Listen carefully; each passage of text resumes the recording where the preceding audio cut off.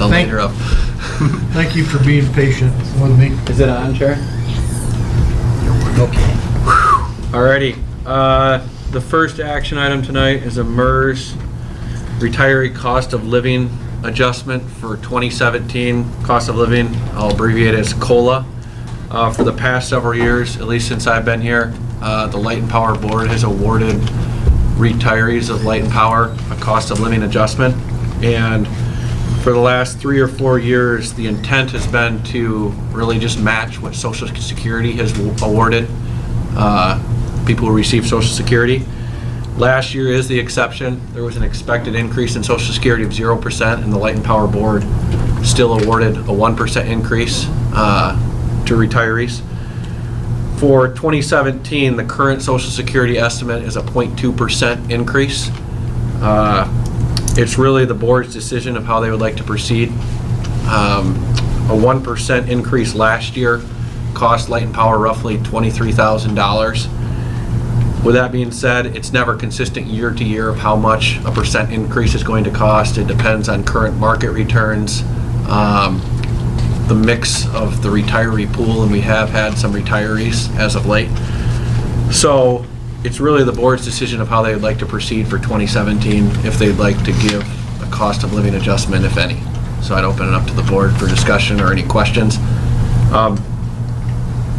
Before, real quick, let me backtrack. Before I do that, just to give you some perspective, Light and Power's pension is funded at 68.44%.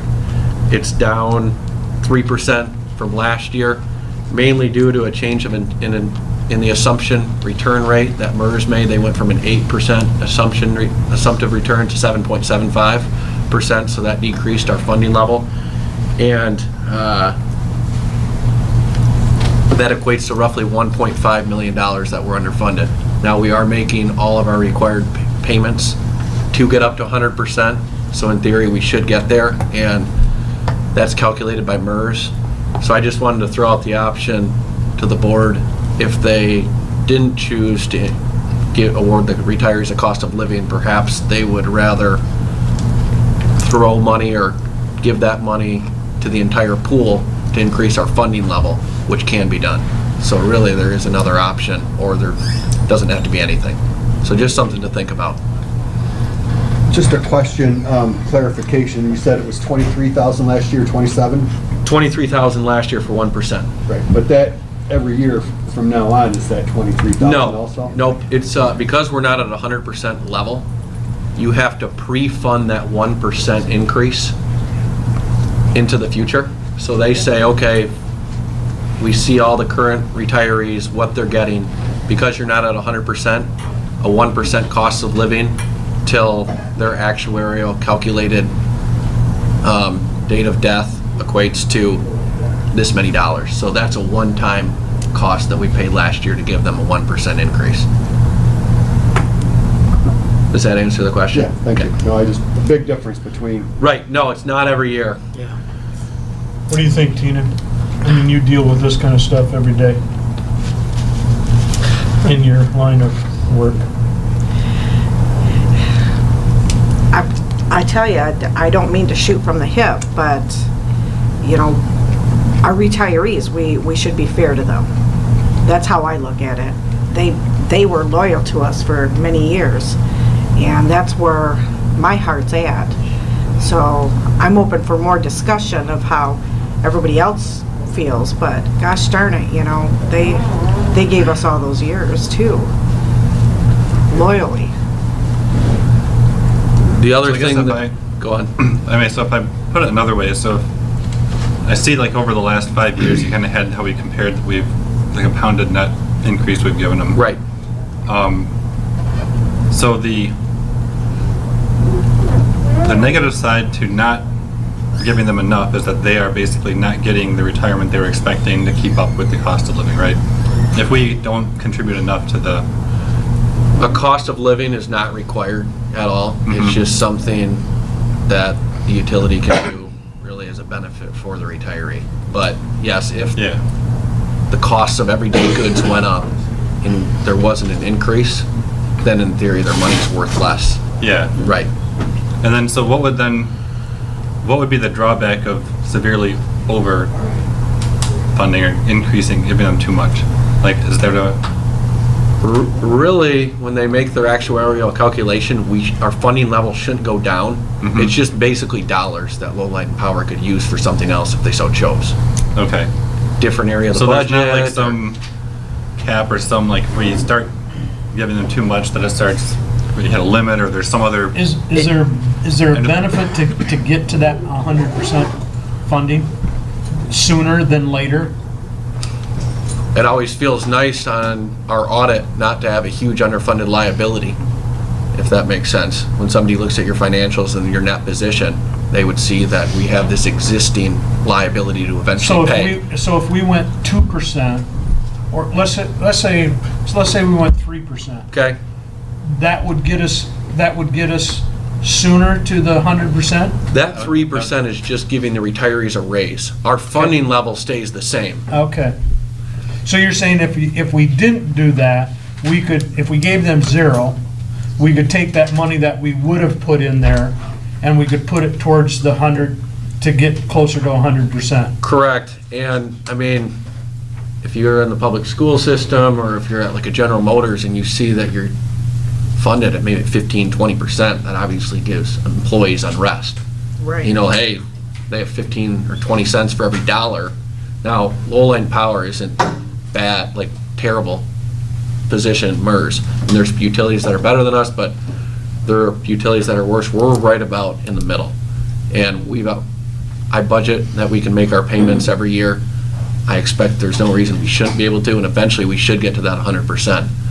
When you say we should get to, is that in 5 years, 10 years, 30 years, 100 years? I believe the amortization, what they do is at the beginning of the plan, they say, okay, the employee contributes X%, the employer contributes Y. And as the plan changes, or as the returns meet what MERS expected or don't meet what MERS expected, every year they come out with a calculation and say, okay, there was this X and Y, but now to meet 100%, there's a Z. And they take that Z and they amortize it over a period of years. And right now, I believe that period is a little over 20-some years. And they decrease that amortization period by a year every year, I believe, to hope to get down to either 20 or 15. So people catch up sooner than later. Does anything by driving this up, the percentage, affect anything to do with their social security? Does it put them in a different bracket if they start getting that part of it? Mr. Shakin, I don't know that, but, you know. I don't think so. Okay, because if you get too much. This was budgeted for, I believe, I looked at it before the meeting, $35,000.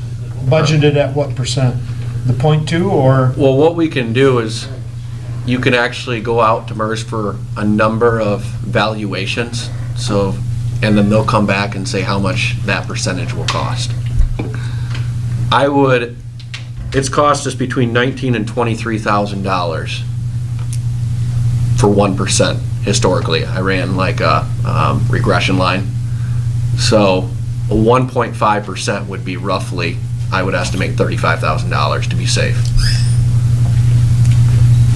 But just because it was budgeted doesn't mean the board has to approve it if you want to go by what Social Security is going to give. It's really the board's decision. I'm just providing the data. I think I remember from our discussion last year that it was predicted to be 0%, but we thought that was going to change, that it was partially through the year, and we just thought that it wasn't likely to stay at 0, so we went with 1%. And I then believe they were right, and then it did end up being zero. I hesitate to give another 1%, and, you know, then it's pushing it past the cost of living. I'd rather use that money to pay down our underfunded liabilities than, you know, I think we have a very generous retirement program here. It's awesome. The benefits for Low Light and Power are great, but I don't know that we need to pile on past the rate of inflation. The benefit of also trying to get reduce that underfunded liability sooner, it's kind of like all of us, we want to retire someday. The earlier you put in money, it's supposed to work for you over the course of years. So if you put in $20,000 today, maybe you should have had to contribute $20,000 years down the road, but that $20,000 in theory should grow with interest, and it's working for you. If we go with 0, how much of a jump would that help us, did you say? To fund that? He had 35,000 Is budgeted it- that he could use to pay down our underfunded. It wouldn't do a lot, right? I mean, it might help at 1%, but the idea is at least you're making an effort. I mean, for the last 6 years, if we had done something, we'd have a couple $100,000 that we would be less underfunded. And with the market returns, who knows what that couple $100,000 would have turned into. But we don't know what the next 5 or 6 years is too. You could lose that money if the market goes down. Is there any danger of setting a precedent of following Social Security? I like the idea of making sure the employees feel comfortable and secure because we're fully funded. But instead of including Social Security, we could just look at what the averages have been in the past years so that we're not stuck in that cycle, because at some point, Social Security is going to start dialing back. And then are we going to follow them too? Yeah, we don't have to follow Social Security in the Okay. future by any means. We went from a standard 2% every year to a variable percentage, and I believe we decided to match that variable percentage to Social Security just as Okay. some target.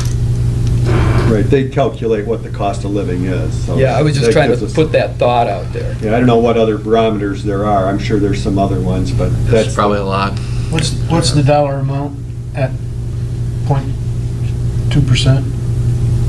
Oh, not, 5,000. yeah, $4,000 or $5,000. I mean, I'm just gonna say, I'm comfortable with going with what the Social Security estimate is, which is 0.2, and then whatever else he has budgeted, use that towards becoming more fully funded. I mean, I can also see the argument is we gave them 1% last year and it ended up being 0. So we could say, okay, we gave you an increase last year and there was Social Security determined there was 0 cost of living, so you're actually ahead of the game, but I'm just kind of more in tune with the 0.2%. I guess I kind of like the idea of trying to target the Social Security, but then you mentioned that sometimes it'll change. Correct. That's In where- October, I believe they come out with a more firm number. And so it sounds like what the idea is that if we were off, that we would try to correct the following year. You know, and it looks like that in the past that may have happened in some cases. I guess I'm guessing because I wasn't necessarily there. Well, I think 2013 is when I started, I think. But, you know, I guess, I mean, you can, and it's kind of hard to kind of guess what Social Security is going to estimate the cost of living, what the real cost of living is going to be. Right. So I guess my concern is if, let's say we were to match and do the 0.2 right now, and then in October we find out it's 1.2. Do we change something then? Do we wait till now? To change it is difficult because MERS has to do a whole actuarial calculation. Okay. It would also have to then go back to the board for approval of that dollar amount, Mhm. and then go to the council as well, since Light and Power's plan is underneath the council plan. Okay. So that takes a series of months.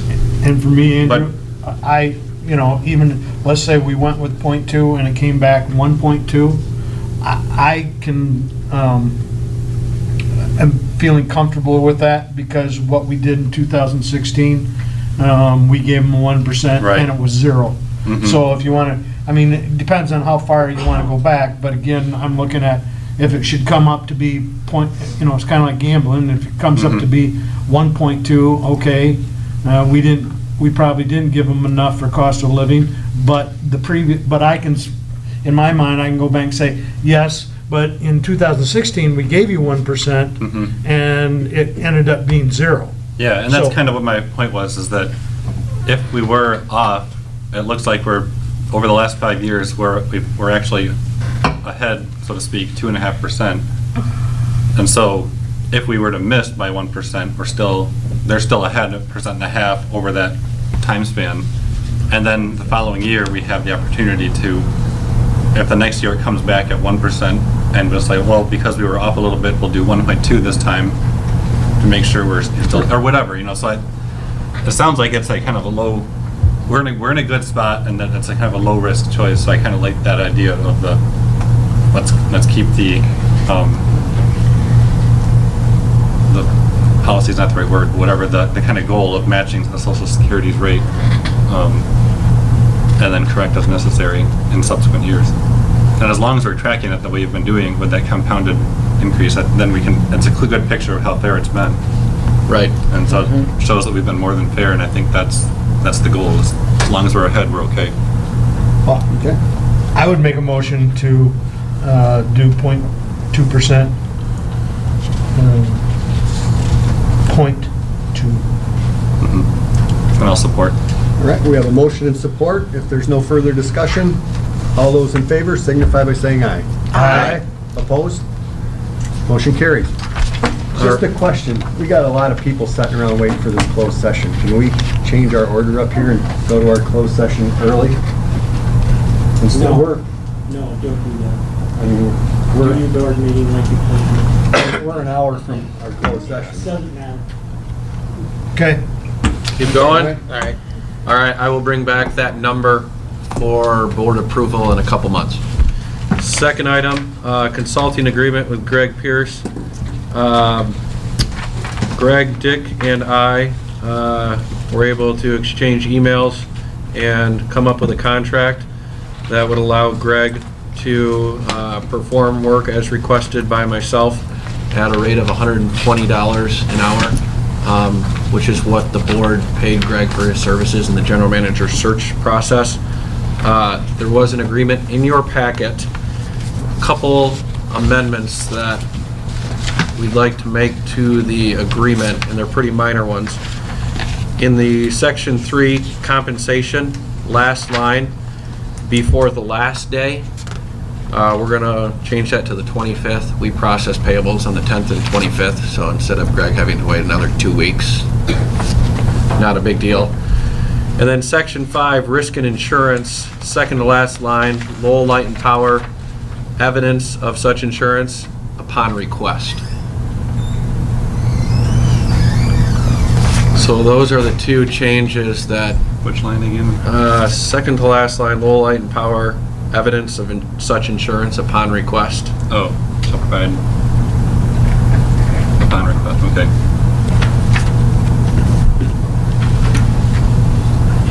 And Dick reviewed the contract actually, I believe, developed the contract, so that part of it's taken care of. This would allow me to call Greg with any projects or anything during the transition time that I might need help with.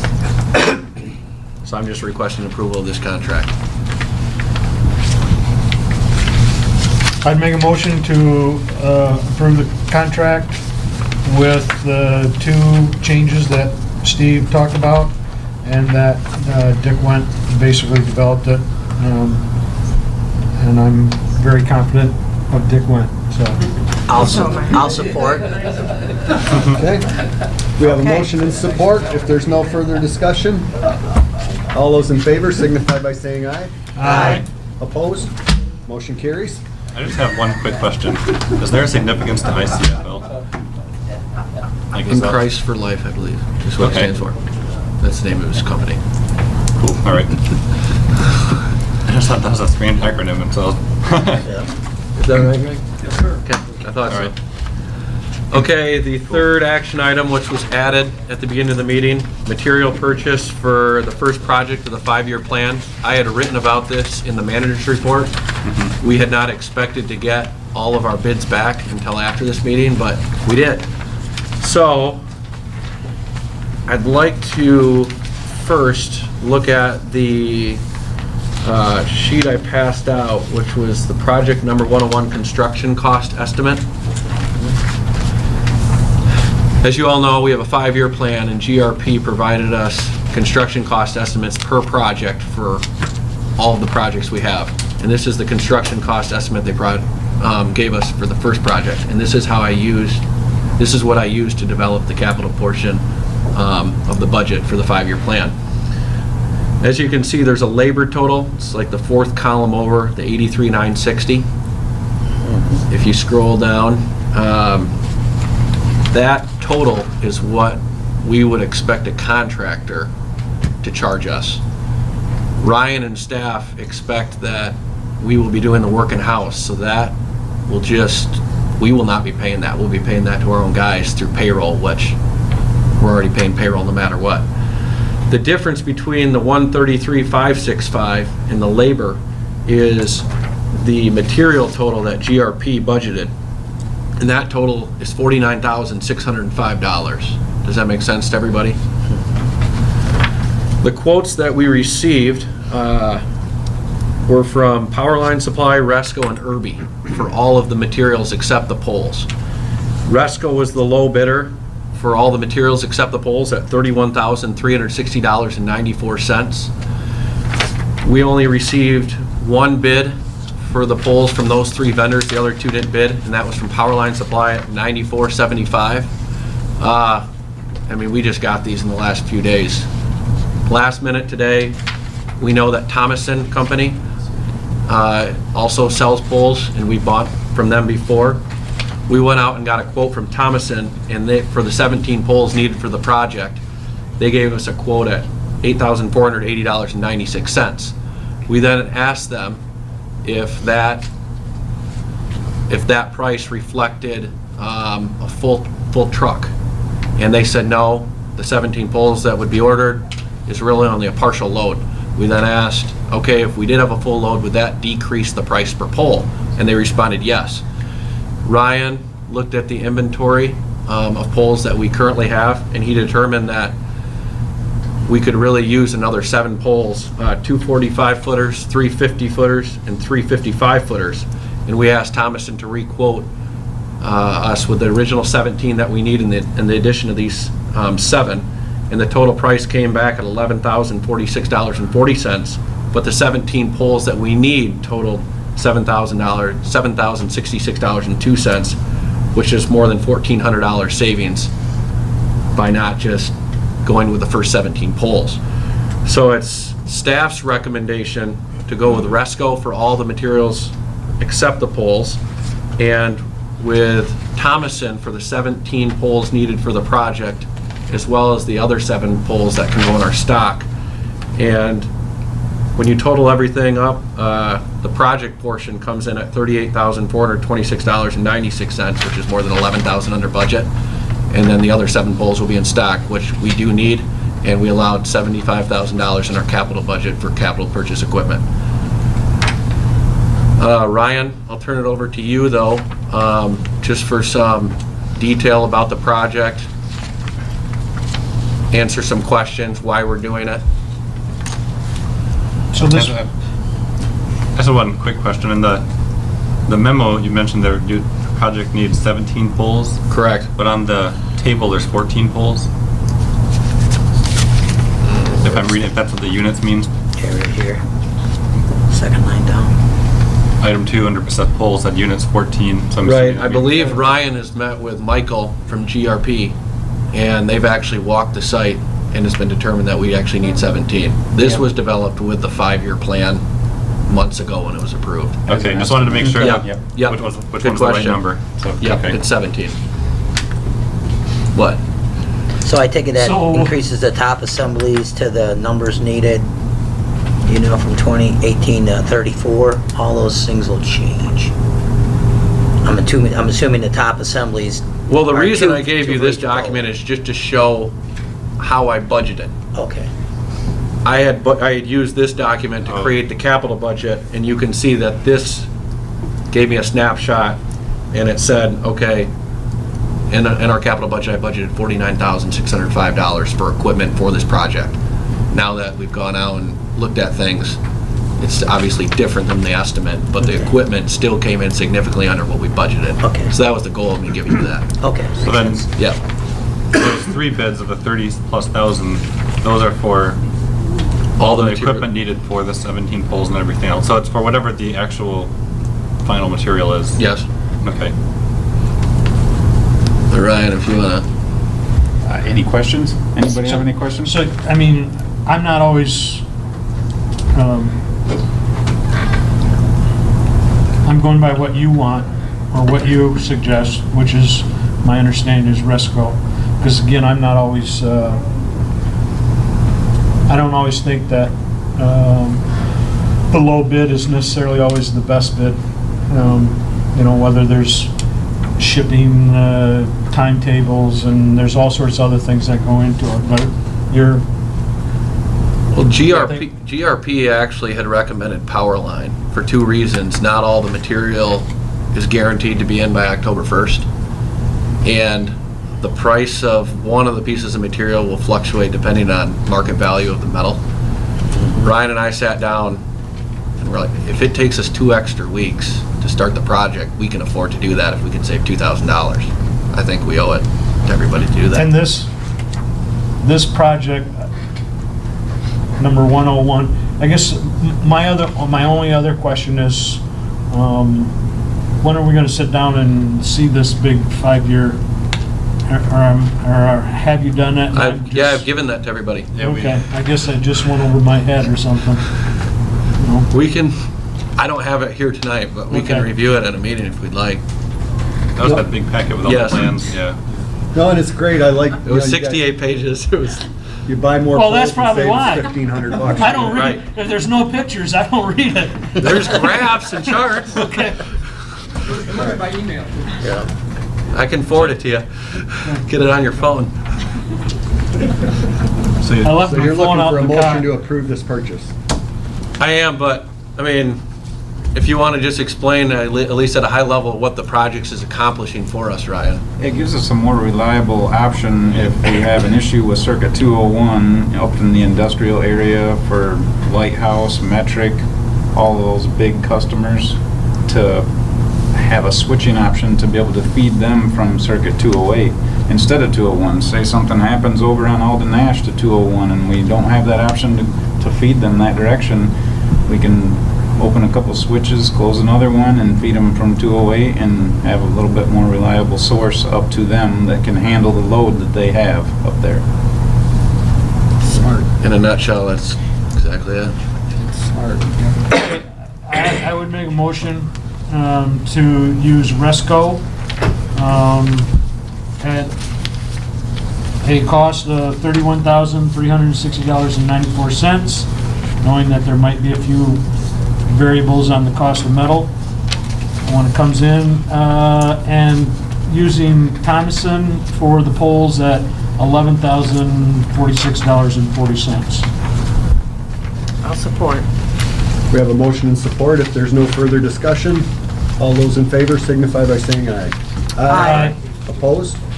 Motion carries. And a big thanks to Megan. We've sprung a lot of work on her today to get these final numbers from Thomason, and she did it, so thank you, Megan. That worked out really good. All right, performance data, first in informational items. It's the first month of the fiscal year, and we had a great month of sales. You're all aware that it's been very, very hot, and that's reflected in our sales. Compared to last year this month, we're up $75,000 in sales. We're up in residential and commercial. So that's great news. It obviously gives us the money to fund not only our operating expenses, but that capital budget. Residential and commercial customers from the previous month were down 1. If we look at internal generation, you'll notice that in July, we generated just under 100,000 kilowatt hours. So that's all-time record since I've been here, and Barney's been running it quite often. So, good job, Barney. Obviously, the hot weather reflects on the market price of power. Looking at the middle of the page, information delayed from prior months, total kilowatt requirements in May, pretty similar to the previous year, 6.4, 6.5 million. Peak demand in June, significantly up compared to the previous year, and that's again reflective of the heat. And in July, I actually manually looked today, our peak demand was 15.399, which was, I believe very close to an all-time low lane power record. So, people are using power. Moving down to residential and commercial billing statistics, this was the end of a new quarter, so this chart updated. As you can see, residential sales were up compared to the previous couple of quarters to 664 kilowatt hours at $83 average bill. So rates haven't changed, but obviously the average cost per kilowatt hour changes depending on how many kilowatt hours people spread their overhead costs over. So that's why you see the cost per kilowatt hour decrease from 12.6 to 12.5 cents. And commercial sales were also up, just over 12,000 kilowatt hours and a $1,300 bill at a cost of 10.7 cents per kilowatt hour. Just a quick question. Yep. So on the residential and commercial customers, so the numbers like are only different by one, but is there like a typical turnover of like plus 10, minus 10? If it was the same month to month, do we typically have a changeover of customers? What would you say is the busiest month, Megan? You would probably honestly have a better feel, because there is times of years where people move in and out just due to rentals or buying houses. But I don't think you see it swing by more than 10 to 15 a month. Okay. I was just kind of curious. I just want to notice that this time you said the residential was down 1 and the commercial was up 1. It's like, well, is that because we had plus 11, minus 10, or, kind of That's thing? how it would work. Okay. Yes, it's a net. Mhm. Yep, you're right. But it's roughly on the order of 10 to 20, you think? Yeah, I could look at it and kind of like a historical trend. I think since I've been here, the residential customers are probably up at least 50 to 80. So we have seen growth in terms of residential customers. And obviously with the subdivision coming in, we'll gain another, hopefully, 10 to 12 or whatever. Turning to the back of the page, investments in cash, slightly down from the previous month. You will notice that the Fifth Third Bond Redemption Fund was a significant decrease from $246,000 to $300. And the reason for that is our semi-annual bond payment, which was not only the interest but the principal, was due by August 1st, so we paid it at the end of July. But in terms of a cash position, we're in good shape. We did have some large expenses at the beginning of August, so next month I do expect that to be down a couple $100,000 for Siemens turbine and AMI purchases. The delinquent balance, in terms of after the shut-off day, was down significantly compared to the previous month. The after delinquent balance from the previous month, though, $361 compared to $13, was up a little bit. I'm not sure, Sharon, if... That was just a couple commercial customers. Couple commercial customers? Okay. And that's the reason in the aging analysis of that 45.8, there's one large commercial customer that owes us $9,000. So besides that customer, we're right in line where we have been historically. And as you know, last month when we had the write-offs, we do a great job with collections. Any questions on the performance data? Outage summary, there were 4 outages this past month, but really the total outage minutes were not significant. We had a 99.999% reliability. We were just out 1,083 minutes, and this year compared to this month last year, we went from 99.96% to 99.99%. So we have been trending in the right direction, and the outages were 3 trees and a raccoon. But not long outages. The long outage was actually a Sunday, and we, I believe, had staff gone in Lansing, and Barney actually covered for us, and it took a little bit to figure out, but we got it. Got it. One customer. So, yeah, and that customer then a week later had the same tree take out Yes. the same pole. Is that? I don't know about the same tree, but. Or, okay, but, Yeah. so they basically had the same pole got hit again. Okay. It's that same section of line that goes down through all those dead trees. Yeah. We went out there this week and tipped a few more of those dead ones over to try to help keep them from, we kind of pulled them over with some ropes to try to help keep that from happening. I mean, there's a lot of dead ones down through there. Yeah. So overall, a good month, 99.999%.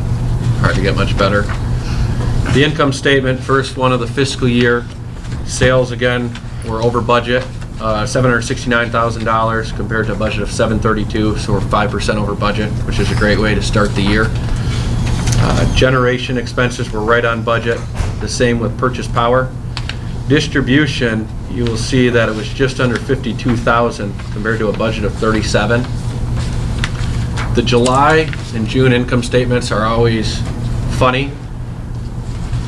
There is $21,700 worth of costs in the distribution department, mainly in the line transformers and substation GL, that are reflected on this income statement, but they're actually for that substation interchange maintenance that was performed last fiscal year.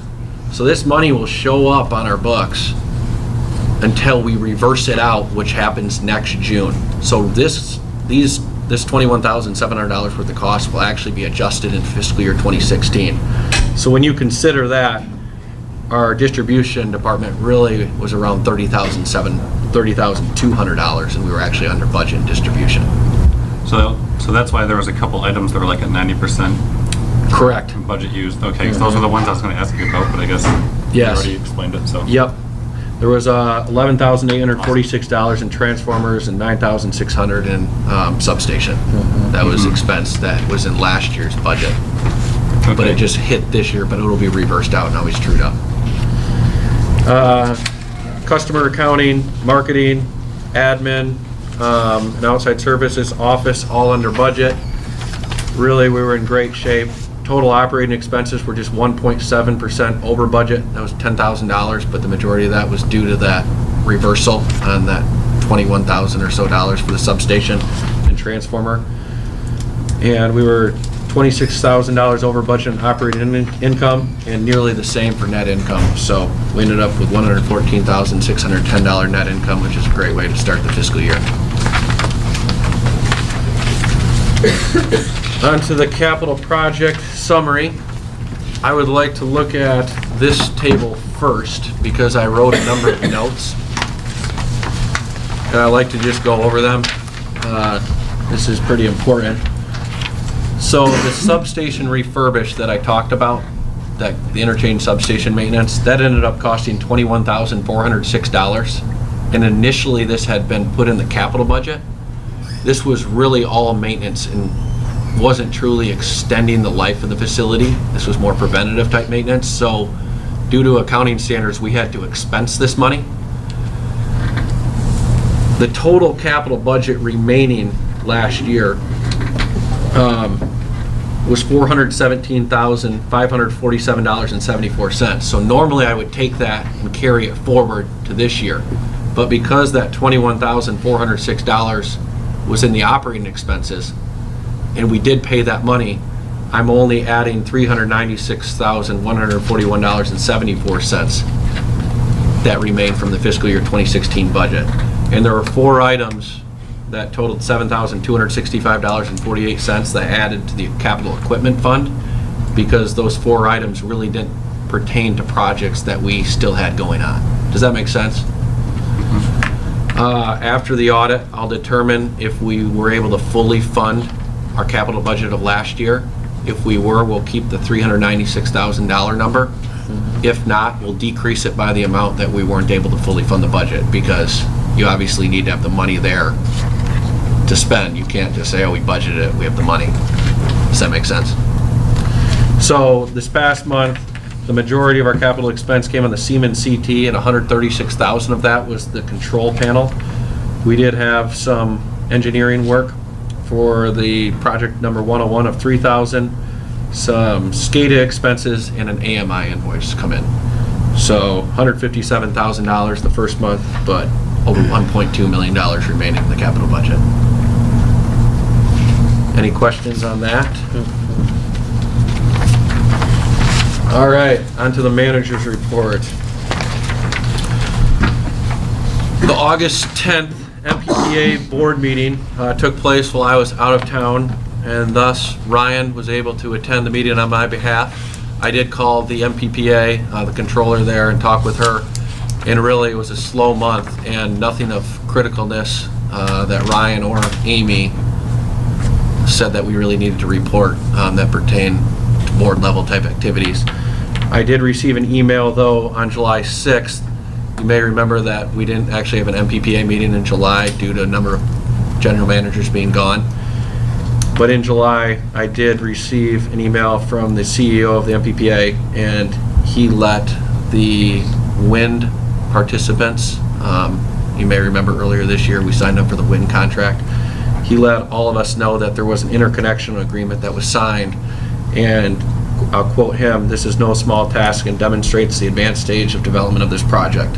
So this is great news. Obviously, there are a number of other things that have to happen before it's a full go, but it is headed in the right direction. I just wanted to keep you up to date on that project. And that's completely different than the, because I was reading in the press, whatever, Yeah. the Consumers Energy, That's have a big, the Apple Blossom Wind Farm or something. yeah, That's a different one, isn't it? Yeah, okay. well, we have to be careful of how much we disclose about this one because it hasn't fully come up yet, but Well, it is and in the that's thumb. why I was, Yeah, I didn't know all the details, and then all of a sudden you see this thing that That's what they I were, first they thought when I were, they read were it. getting the whole, they were taking every bit of power that it was producing, which, you read the same one that, Mhm. Yeah, in the Currents magazine. Oh, is the that, MMA is that where cards. it was in the Currents? I think it was. I read it someplace. As long as it's not 63 pages, or 68, or whatever. So you- the So interconnection you do read agreement some was of that. hundreds of pages, if Oh, you would okay. like to read that. No. MMEA, the fall conference takes place in Holland this year. Lowell Light and Power has actually hosted this conference on 2 occasions, and it was right on 28th Street at the Crown Plaza. This year, Holland and Zeeland, I believe, are co-hosting it, and it will be in Holland.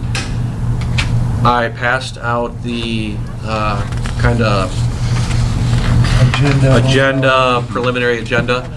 That Wednesday is the day that historically board members have attended, if they've so chosen. I know Alan's expressed interest.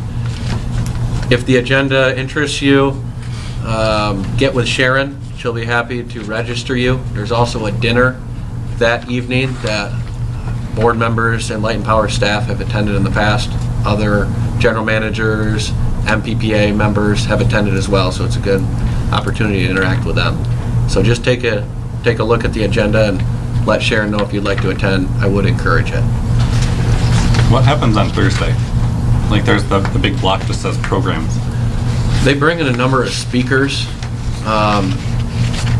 whether it's people from the federal or state government, the Michigan Public Service Commission, just to speak on a variety of topics.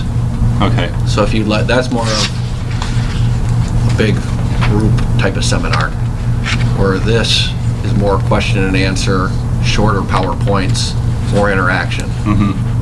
where that's, they're talking kind of to you. Yep, okay. A lot more high level on that Thursday, I would say. All right, system generation upgrade progress. The biodigester was obviously covered earlier. I don't think we need to say anything more about that, other than it needs to be fixed. Work on the Siemens turbine has progressed even more so since I wrote this on August 3rd. On Power will be here next Tuesday on the 23rd, and Square D will be here on the 26th. Really, this is Barney's project, and he's doing a great job. We met today, and he's almost completely done with the control cabinet wiring, but I don't want to steal Barney's glory. I'll let him give the update. The control panel is about 98% wired. The switchgear is in place, the conduits are in place. The small wire is to the switchgear, not terminated yet. The big wire is, I believe, most all that's to the switchgear now, ready to terminate. The water injection raft, I just got an update today.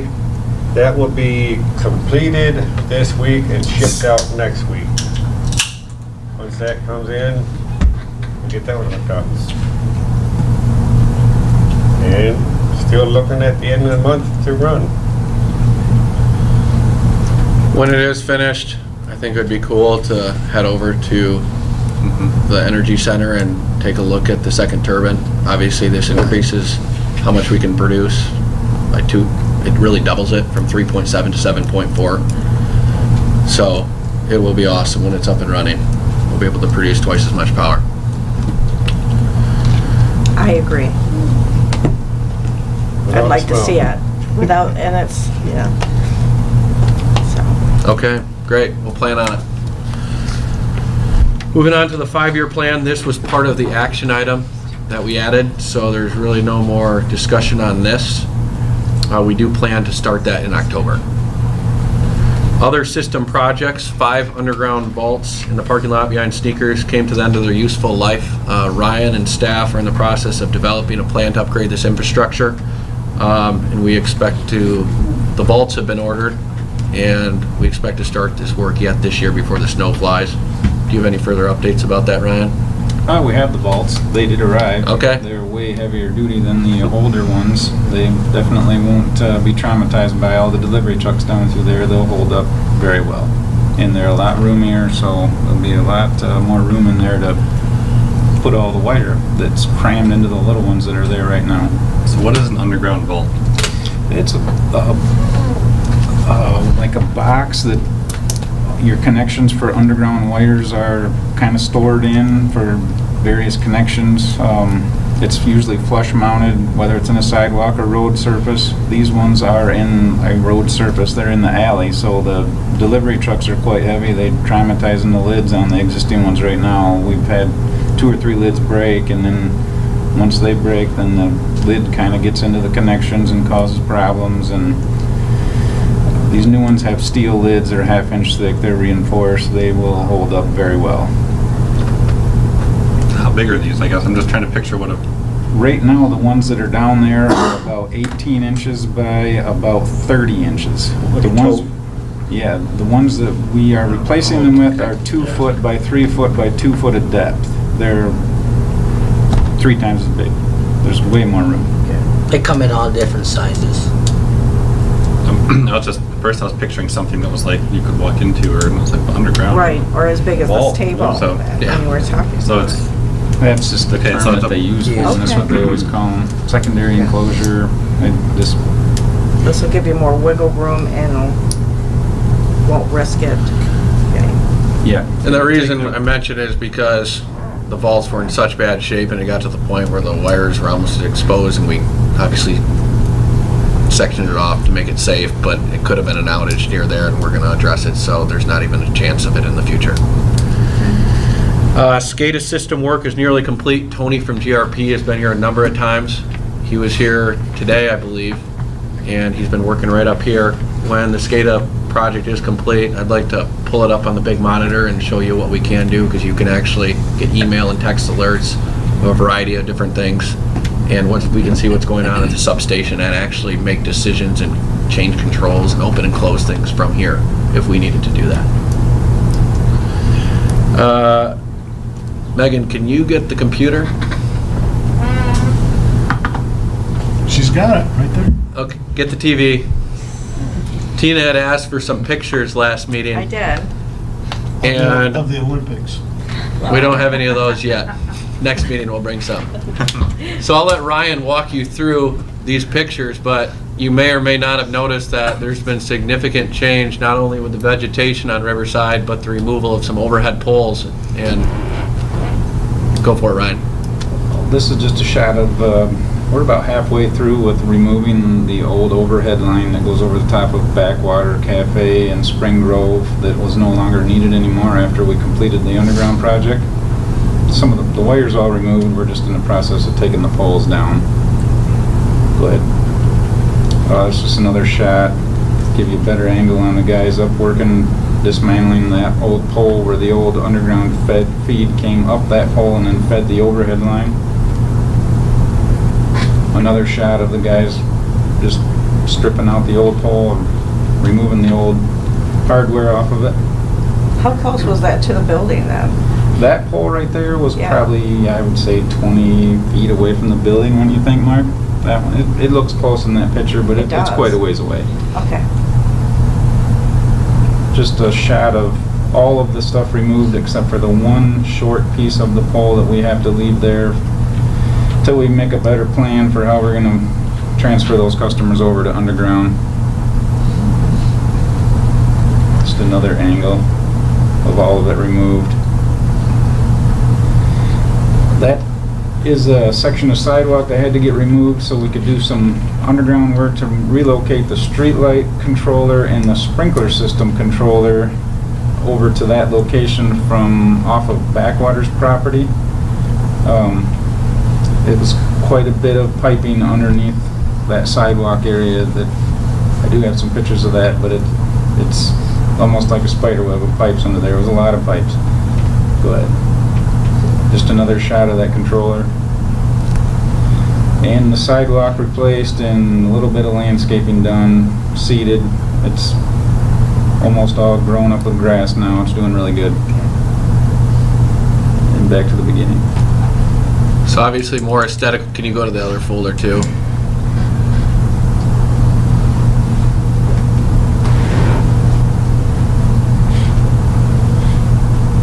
This one? Yep, Do the one with all the brush first. yep, that one. So that's how Riverside did look.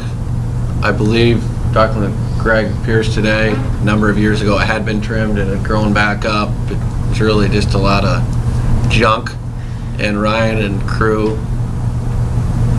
cleaned it out. So it's a great view. Greg mentioned to me today, he's seen over the years a number of people that have been looking for spots to fish or put in a kayak, and obviously this will make it much more accessible. So We hardly had any view of the river. I mean, you could see it from this window, but downstairs, Yeah. none of the people could see out the windows and see the river, and now it opens up a whole lot more viewing. It sure does. Looks great. There's one question, in the previous picture, there's that metal vertical rectangle. And I'm just curious, what is that? Is Right that- up there. There was a pump there, and that was to lift when they, correct, to lift that pump out and do different things with it, but we've removed that pump, used to cool, take in intake water to cool the generators and stuff in this building.